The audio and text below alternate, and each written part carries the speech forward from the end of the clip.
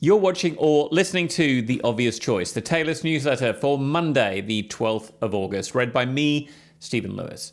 You can get your copy direct to your inbox from taylist.agency/newsletter. All links are in the show notes. Manifesting you? One thing about accessorizing yourself with a toy cavoodle the size of a furry purse is that it puts you beyond the reach of any hope of being taken seriously as a man's man.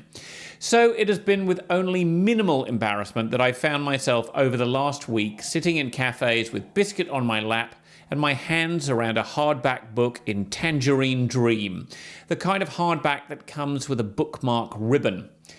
If the vibrant orange cover weren't screaming loudly enough for attention, the title, Manifest, is stamped in block capitals across the cover. If there were ever a time when I might not have been willing to form this tableau in public, that time has long gone. And that's good, because the book is excellent. I picked up Manifest on impulse when shopping on Prime Day because manifesting fascinates me. Manifesting under various names crops up in much of what I read. Napoleon Hill writes about manifesting in Think and Grow Rich, 1937, and it's prominent in Selling You, which is the collection of Hill's writing that I'm reading at the moment. Living legend Dan Kennedy bought the rights to Maxwell Maltz's writing and teaching, including Maltz's book Psycho-Cybernetics, The Magic Power of Self-Image Psychology, 1960. In Psycho-Cybernetics, Maltz is all about visualizing what you want for yourself in order to make it more likely to appear.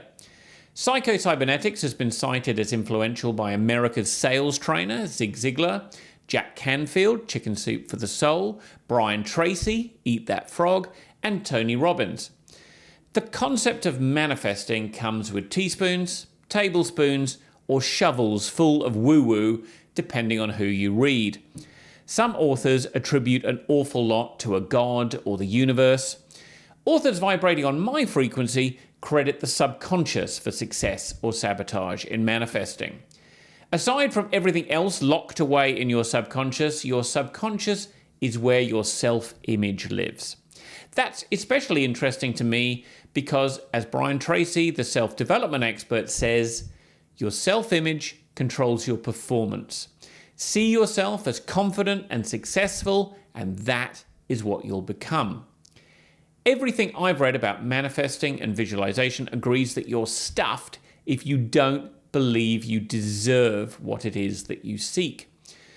You're stuffed because your subconscious will find ways to ensure you never get more than you believe you're worth. I'm not embarrassed to admit that I'm working on this, and it's definitely an area where I'm the student, not the master. But what I know is the foundation of everything for me is the stories that I tell myself about what I do well. I need that collection of success stories to stand on during the times life is serving me lemons. Being able to say, this is what I do it well, and this is how I know, is what I build on to do the rest of the work on myself. The books will tell you that you're drifting if you don't have a vision, and that you won't arrive at your vision if you don't believe you can get there, or you don't believe that you deserve to. What gives me the belief that I can get where I want to go and that I deserve to arrive at that destination are those stories about what I do well and how I know that I do them well. Those stories are the oars that I need to propel me to the destination that I see for myself. Without those oars, I wouldn't even be in the boat. I'd be standing on the riverbank looking at a postcard of where I want to get to. And I've spent time on that riverbank, which is a reason why the masterclasses I'm running this week are so close to my heart. They mean something to me because one of the things we do at Taylist is give our clients those oars. We reflect back to them the stories about their own successes that give them the belief in themselves that they do something well, they do it differently from other people. And because they do it well and differently, they deserve to ask for what they're worth and to expect to get it. I know I'm good at doing that for people because I have the stories to prove it.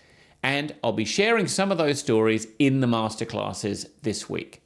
This is the last time I'll mention, yes, you, how to convince and convert high-value clients with magnetic messaging, because it'll be too late after today. If you want to find out how to write your story in a way that you can say with confidence to the universe, to your subconscious, and to your clients, book your place right now at value.taylist.agency/yes-you. Stephen. You've been listening to the Taylist newsletter, The Obvious Choice, for Monday, the 12th of August, read by me, Stephen Lewis. You can get your copy direct to your inbox from taylist.agency/newsletter. All links are in the show notes.